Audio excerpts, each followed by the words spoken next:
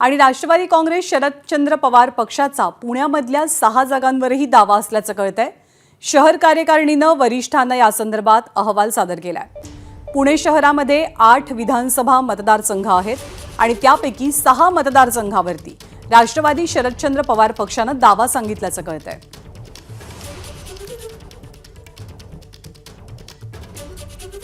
पुणे शहराध्यक्ष प्रशांत जगताप यांनी काय प्रतिक्रिया दिली आपण पाहूया।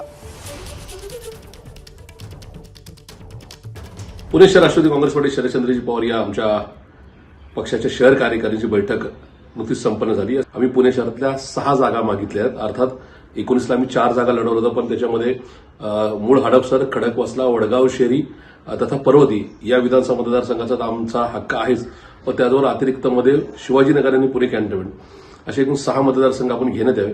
इथं पुणे शहर राष्ट्रवादी काँग्रेस पार्टी शरदचंद्रजी पवार या पक्षाचे उमेदवार नक्की निवडून येतील अशा प्रकारचा अहवाल दिला। अर्थात हा सर्वस्वी निर्णय आदरणीय पवारसाहेबांचा आहे। पवारसाहेब जे निर्णय घेतील तो आम्हाला मान्य राहील, पण पुणे शहर राष्ट्रवादी काँग्रेस पार्टी या 6 जागांवर जिंकू शकते ही आजची परिस्थिती नक्की आहे। एबीपी माझा, उघडा डोळे बघा नीट।